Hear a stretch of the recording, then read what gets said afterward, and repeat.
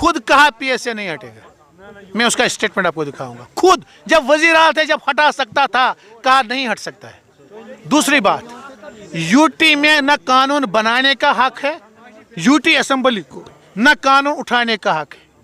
हम कहते हैं स्टेट पहले लाओ, पहले जमीन और इस मुलाजमत का तहफ़्फ़ुज़ वापस लाओ, उसके बाद हम भी हटा सकते हैं। हम हटाएंगे और हमारी, देखिए हमारा बिलीफ है ये चीज़ें हम वापस लाएंगे। हमारा बिलीफ है, पॉलिटिकल बिलीफ है हमारा।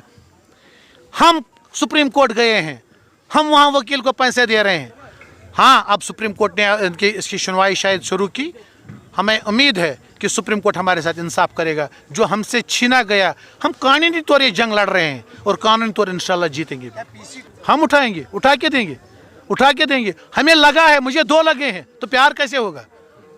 शायद उमर साहब को इसलिए याद है, उसको भी 1 लगा। मगर जब हुकूमत में तो उमर साहब जब वजीर आला थे, जब उसको सब वहां से यहां तक सब साथ थे, तब तो कहा उठ नहीं सकता है, तब तो कहा मजबूरी है। आज ये वोट लुभाने के लिए बात करना और जब आपके हाथ में कुछ हो तब नहीं करना, ये अफसोस की बात है। तो क्या सबसे पहले आपने कहा कि पीसी जो है वो हमें निशाना बना रही है, तो इसमें मुझे कोई सरप्राइज़ नहीं लगता है, क्योंकि ये तीनों जमातें जो हैं, जो बेसिकली एक ही जमात है, सिर्फ़ और सिर्फ नेशनल कॉन्फ्रेंस को ही तनकीद का निशाना जो है वो बनाता है।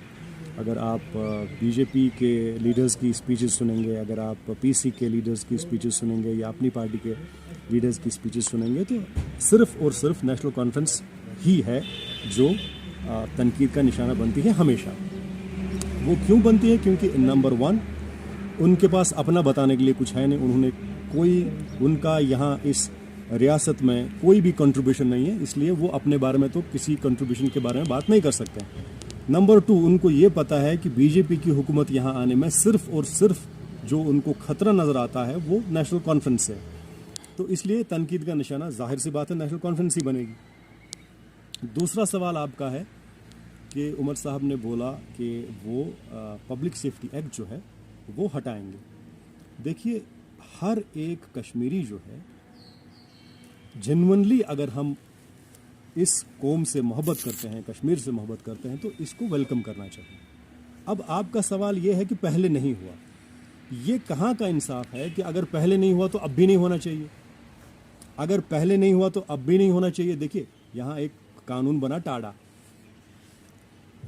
गवर्नमेंट को लगा कि उसमें मिसयूज होता है, उन्होंने हटा दिया, और बार बार ये बोला जाता है कि ये तो शेख साहब ने बनाया। भाई, शेख साहब ने जब ये बनाया था वो टिम्बर स्मगलिंग को रोकने के लिए बनाया था, और किसी भी जिसके पास थोड़ी सी भी जहानत होगी वो आपको बताएगा कि टिम्बर स्मगलिंग को बचाने के लिए सख्त कानून ज़रूरी थे। और ये बिल्कुल इलॉजिकल बात है अगर कोई बोले कि पहले नहीं हटाइए इसलिए अब भी नहीं हटना चाहिए। द क्वेश्चन इज कि क्या ये हटना चाहिए कि नहीं, क्या ये मिसयूज हुआ है कि नहीं। वक्तन फवक्तन जितने भी हुकूमतें आई, सब हुकूमतों में अगर इसका जवाब हाँ है तो ये हटना चाहिए, तो इसकी सबको हिमायत करनी चाहिए। अब उनको ये है कि जो नेशनल कॉन्फ्रेंस बोले उसकी उनको तनख्वाह इसलिए मिलती है कि उसकी उनको मुखालफत करनी है। इसलिए इतना अच्छा कदम अगर उमर साहब उठाना चाहते हैं कि पब्लिक सेफ्टी एक्ट को हटाना चाहते हैं, तो ये सरप्राइज की बात है, बल्कि शॉकिंग बात है कि इसमें भी वो मुखालफत करते हैं। आप उनको मेहरबानी करके पूछ लीजिए क्या वो चाहते हैं ये हटे कि नहीं। अगर वो नहीं चाहते हैं तो अलग बात है, अगर वो चाहते हैं तो फिर तो उनको हिमायत करनी चाहिए। सो ये सिर्फ और सिर्फ इसलिए तनकीद करना क्योंकि नेशनल कॉन्फ्रेंस ने बताया, ये बदकिस्मती की बात है।